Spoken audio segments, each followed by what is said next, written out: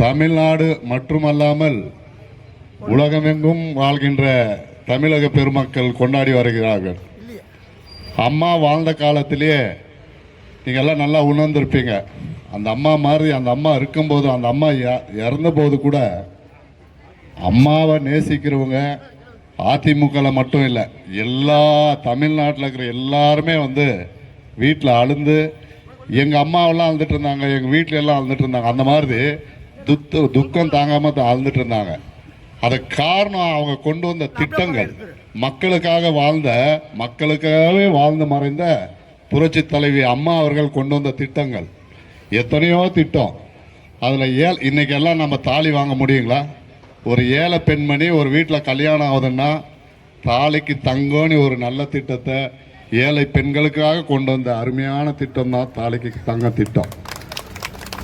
அந்த மாதிரி திட்டத்தை கொண்டு வந்தாங்க. குழந்தைங்களுக்கு குழந்தை பிறக்கும் போது படிக்கிற காலத்தில் விலையில்லா பாடப்புத்தகங்கள், துணிமணி, அப்புறம் இது 10ஆம் வகுப்பு 11ஆம் வகுப்பு படிக்கிற குழந்தைங்களுக்கு மடிக்கணினி, எத்தனையோ திட்டங்கள் எல்லாம் கொண்டு வந்தாங்க. நம்ம இந்த ஊரில் எல்லாருமே வாழ்கிறோம். எல்லாருமே வேலைக்கு போவாங்க, எல்லாம் சம்பாதிப்பாங்க, செய்வாங்க. எதுவுமே வருமானம் இல்லாதவங்களுக்கு உணவுக்காக கொண்டு வந்த திட்டம் தான் அம்மா உணவகம் திட்டம். அந்த திட்டத்தில் 3 ரூபாய்க்கு எல்லாம் போய் சாப்பிடலாம். அந்த மாதிரி மக்கள் கஷ்டப்படக்கூடாது, மக்களுக்கு நல்லா இருக்கணும்னு நினச்சி வாழ்ந்து மறைந்த ஒரே முதலமைச்சர் புரட்சி தலைவி அம்மா அவர்கள் தான். அவருடைய பிறந்த நாளை இன்னைக்கு சிறப்பாக கொண்டாடிட்டு இருக்கோம். பெரியவர்களே, தாய்மார்களே, அந்த மாதிரி ஒரு நல்ல ஆட்சி புரிந்த ஒரு தலைவின் கீழ் வந்தவர் தான் எடப்பாடி அவர்கள். அவர் 4 ஆண்டு காலம் கொரோனா டைம், அவர் ஆட்சி புரிஞ்ச 1 வருஷம் கொரோனா டைமு. நம்முடைய தமிழ்நாட்டுக்கு எந்த வருவாயும் இல்லை. உங்களுக்கு அந்த பத்திரப்பதிவுல வருவாய் இல்லை, எந்த ஒரு வருவாயும் இல்லை. அந்த காலகட்டத்தில் கூட நல்ல ஆட்சியை புரிஞ்சு நம்முடைய நாட்டு கடன் அப்போதைக்கு 4.25 லட்சம் கடன், 4.25 லட்சம் கோடி கடன் இருந்தது. கிட்டத்தட்ட 70 ஆண்டு காலமாக நம்முடைய நாட்டுடைய கடன் 4.25 லட்சம் கோடி. ஆனால் இந்த 2021க்கு அப்புறம் திமுக ஆட்சிக்கு வந்தது. ஆட்சிக்கு வந்த பிறகு இன்னைய வரலையும் நம்ம தமிழ்நாட்டுடைய கடன் 10.25 லட்சம் கோடி.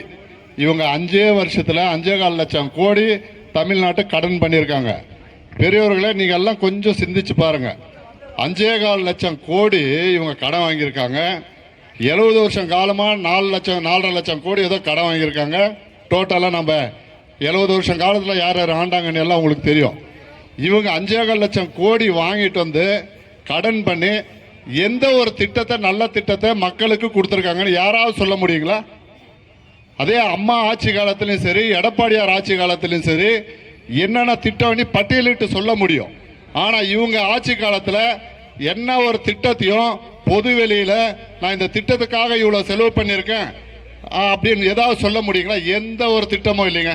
மாறாக எல்லா பொருளுமேலும் விலைவாசி ஏறிடுச்சு. நீங்க யோசிச்சு பாருங்க, எந்த பொருளாவது 2021க்கு அப்புறம் என்ன விலை, இன்னைக்கு என்ன விலை, நீ மக்களே யோசிச்சு பாருங்க. ஆனா எல்லா பொருளும் விலைவாசி ஏறிடுச்சு. மின் கட்டணம் உயர்ந்துருச்சு, தண்ணீர் பில்லு உயர்ந்துருச்சு, மல்லிகை சாமான் எல்லாமே, அத்தியாவசிய பொருள் எல்லாமே விலை உயர்ந்துருச்சு. அப்ப விலை உயர்வும் உயர்ந்துருச்சு, எல்லாமே விலையும் ஏற்றிட்டாங்க. 5.25 லட்சம் கோடி கடன் வாங்கியிருக்காங்க. அந்த கடன்ல கொண்டு வந்த நல்ல திட்டம் என்னாடி கூட சொல்ல முடியாது. அவங்க எல்லாம் சொல்லுவாங்க, மகளிருக்கு 1000 ரூபாய் கொடுக்குறேன்னு இருக்காங்க. இங்க வந்திருக்கிற மகளிருக்கு அத்தனை பேருக்கும் கொடுத்துருக்காங்களா 1000 ரூபாய்? 1 கோடி பேர் கொடுத்துருக்கேன்னு சொல்லியிருக்காங்க. நீங்க கொஞ்சம் நல்லா யோசிச்சு பாருங்க. நாம ஓஏபி அப்படின்ட்டு நாம முன்னாடி நம்ம ஆட்சி காலத்தில் 48 லட்சம் பேருக்கு ஓஏபி கொடுத்துட்டு இருந்தாங்க.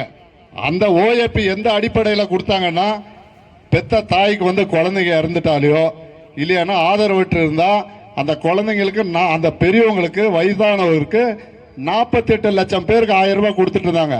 அதை நிப்பாட்டிட்டு தான் இவங்க 1 கோடி பேருக்கு 1000 ரூபாய் கொடுத்துட்டு இருக்காங்க. அப்ப கிட்டத்தட்ட 52 லட்சம் பேருக்கு தான் அதிகமாக கொடுக்குறாங்க. ஆனா நாட்டுடைய கடன் 5.25 லட்சம் கோடி. நாட்டுக்கான வந்த வருவாய் என்னடா ஆச்சுன்னா தெரியல. நம்ம எடப்பாடியார் ஆகட்டும், இந்த பிஜேபியில் இருக்கிறவங்களும் ஆகட்டும், பட்டியலிட்டு சொல்லியிருக்காங்க, 4.25 லட்சம் கோடி இந்த திமுக அரசாங்கம் இந்த 5 வருஷத்துல ஊழல் பண்ணிருக்காங்க. 4.25 லட்சம் கோடி ஊழல் பண்ணிருக்காங்க, பட்டியலிட்டு போட்டிருக்காங்க.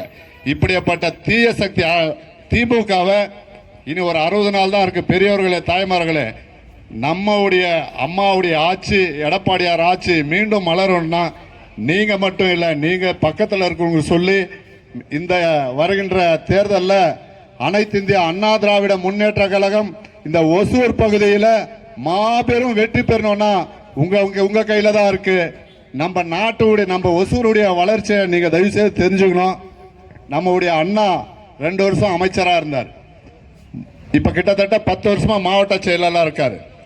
ஆனா அண்ணா கொண்டு வந்த எல்லா இந்த ஒசூர் பகுதியில் என்னென்ன நம்ம ஏரி கட்ட மேல அந்த தார் சாலை இருக்கு இல்லைங்களா, அந்த மழை காலம் வந்தா அந்த பகுதியில் இருக்கிற பில்டிங் எல்லாம் எங்க அடிச்சிட்டு போயிடுமோன்னு அச்சத்தில் இருப்பாங்க. ஆனா அந்த சாலையை ரெட்டவழி சாலையா போட்டு கொடுத்தது நம்ம அண்ணா பாலகிருஷ்ண ரெட்டி அவர்கள் தான். எந்த பகுதியாவது எடுத்துக்க, நீங்க இங்க இந்த இடத்துல இருக்கீங்க, போர் போட்டிருப்பாங்க, பைப்பில் தண்ணி வரதா என்னன்னு தெரியலீங்களா, போர் பைப் யூஸ் பண்றீங்களா, என்ன போர் தண்ணி யூஸ் பண்றீங்களான்னு தெரியல. ஒசூர் பகுதியில் அத்தனை பகுதியிலையும் வந்து உங்களுக்கு தெரிஞ்சு லாரி தண்ணி ஓடிட்டு இருக்கும். அண்ணா சேர்மேனா இருக்கும்போது எல்லா உயர் மட்ட நீர்த்தேக்க தொட்டிகளை கொண்டு வந்ததே அண்ணா தான். அப்ப அந்த நீர்த்தேக்க தொட்டிகளை கொண்டு வந்ததால்தான் இன்னைக்கு ஒசூர்ல தண்ணி லாரி சுத்துறதுல எல்லா பகுதிக்கு வந்து நம்ம டேப்ல தண்ணி பிடிக்கிறாங்கன்னா அது காரணம், முழு காரணம் நம்ம பாலகிருஷ்ண ரெட்டி அண்ணா தான். இப்படி நீங்க ஒண்ணு இல்ல, இந்த சின்ன கூழ் பெரிய கூழ் எல்லாம் போனீங்களா, நான் முன்னெல்லாம் ஒரு 10 வருஷத்துக்கு முன்னாடி, ஒரு 13-14 வருஷத்துக்கு முன்னாடி போனா ஒரு அந்த அங்க வர 16 கிலோமீட்டருக்கு 4 மணி நேரம் ஆகும். போயிட்டு அவங்க கரெக்டா உயிரோட வர்றாங்களா இல்ல கை காலை அடிச்சுட்டு வர்றாங்களா தெரியும். அவ்வளோ பெரிய ரோடு மோசமா இருந்துச்சு. அந்த வழி ஒரு 10 வருஷம் ஆச்சு போட்டு கொடுத்து, இன்னைக்கும் அது தரமான ரோடா இருக்கு. அதை போட்டு கொடுத்தது நம்ம அண்ணா பாலகிருஷ்ண ரெட்டி. நாங்க இப்படி பட்டியல் விடுறோங்க, கிட்டத்தட்ட 100க்கும் மேற்பட்ட விளையாட்டு பூங்காக்களை ஏற்படுத்தி கொடுத்தது அண்ணா பாலகிருஷ்ண ரெட்டி. ஆனா இந்த இப்ப இருக்கிற எம்எல்ஏ 1500 கோடி நாங்க தமிழ் இது ஒசூர் கொண்டு வந்திருக்கோம், செலவு பண்ணியிருக்கோன்றாங்க. பட்டியலிடுங்க, நீங்க 1500 கோடி செலவு பண்ணிருக்கீங்க இல்லைங்களா. இந்த தார் சாலைக்கு நான் 100 கோடி பண்ணியிருக்கேன், இந்த பார்க்குக்கு நான் பண்ணியிருக்கேன். ஏதோ பட்டியலிட்டு மக்களுக்கு வெளிப்படையா சொல்லுங்க. எங்கேயோ டிவி சேனல்ல ஏதோ முகநூல்ல பதிவிடுறது, அங்க ஏதோ மழை தண்ணி மழை வந்தா அங்க நிக்கிறது, அங்க பின்னாடியே 4 பேர் இருப்போம் போட்டோ எடுக்க வீடியோ எடுக்க. அவங்க முன்னாடி அதிகாரி இது வந்து ரோட போடுன்றது, அந்த அதிகாரியும் சரி சார் வந்துடுறேன்னு போயிடுவோம், அவ்வளோதான் முடிஞ்சு. அந்த மாதிரி எந்த வேலையும் செய்யலைங்க. நீங்க 1500 கோடி இல்லை, நீங்க 5000 கோடி எடுத்துட்டு வந்தாலையும் மக்களுக்கு எடுத்துட்டு வர்றது அது உங்களுக்கு எடுத்துட்டு வருவீங்க. இந்த பகுதியிலே நீங்க வந்து மக்களுக்கு என்ன பண்ணியிருக்கீங்க இல்லையோ, ஆனா உங்களுக்கு நல்லா பண்ணியிருக்கீங்கன்னுட்டு இங்க இருக்கிற மக்கள் நீங்க நல்லா உணர்வீங்க. தயவுசெய்து மீண்டும் இரட்டை இலை சின்னத்தை வெற்றி பெற செய்து இந்த ஒசூர் பகுதியை வளர்ச்சியை நோக்கி கொண்டு போகணும் என்று இந்த மக்களை அன்போடு கேட்டுக்கொண்டு வாய்ப்பினைக்கு நன்றி கூறி விடை பெறுகிறேன். நன்றி.